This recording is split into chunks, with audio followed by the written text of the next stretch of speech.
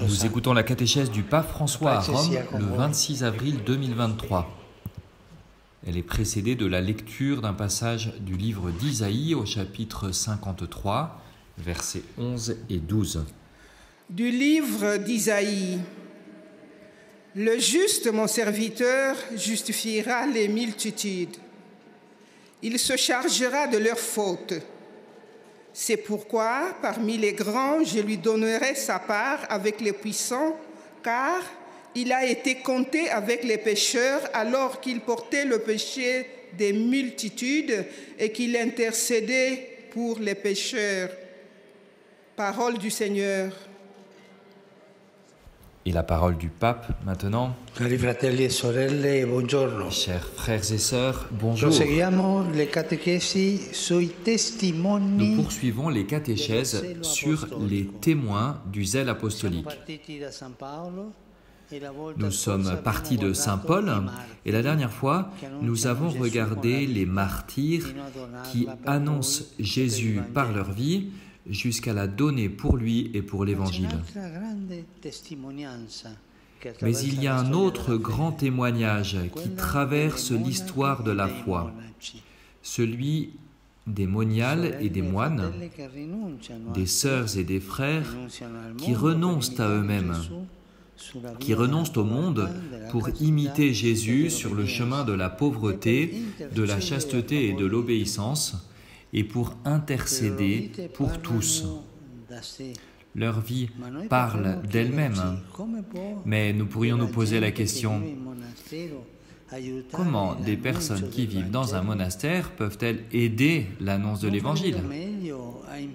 Ne ferait-elles pas mieux de consacrer leurs énergies à la mission en sortant du monastère et en prêchant l'Évangile en dehors du monastère?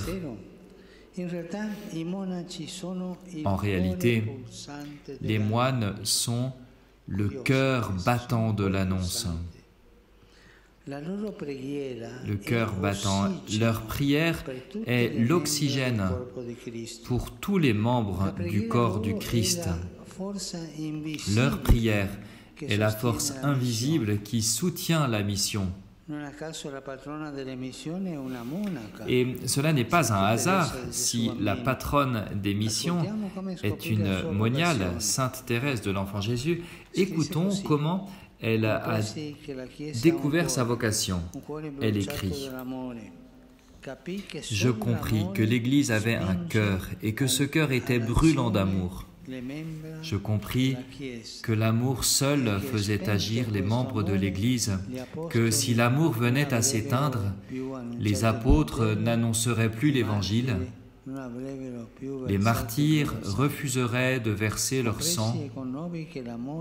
Je compris que l'amour renfermait toutes les vocations.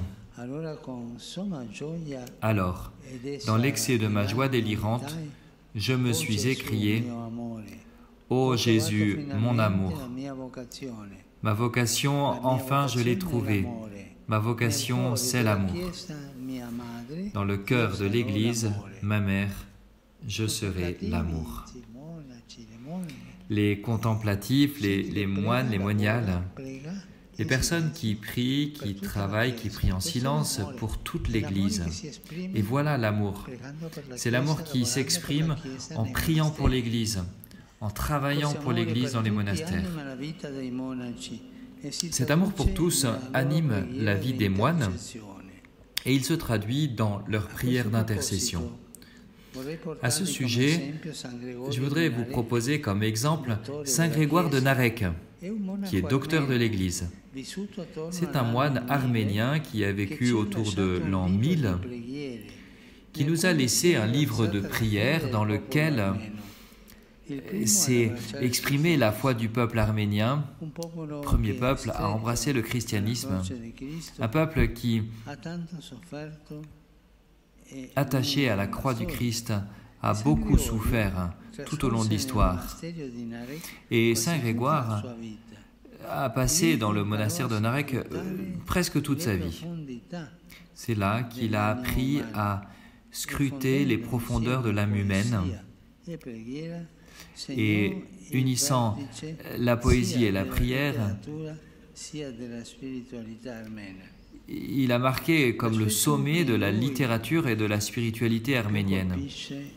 L'aspect qui frappe le plus chez lui, c'est justement la solidarité universelle dont il est l'interprète.